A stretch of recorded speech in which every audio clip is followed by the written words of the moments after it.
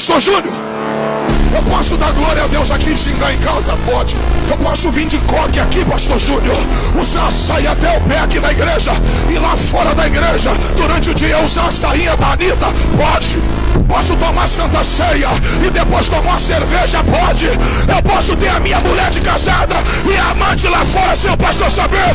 Pode. Eu posso, pastor, ter 3 homens, 4 homens? Pode. Eu posso xingar palavrão? Pode. Você só não vai poder ouvir o som da última trombeta.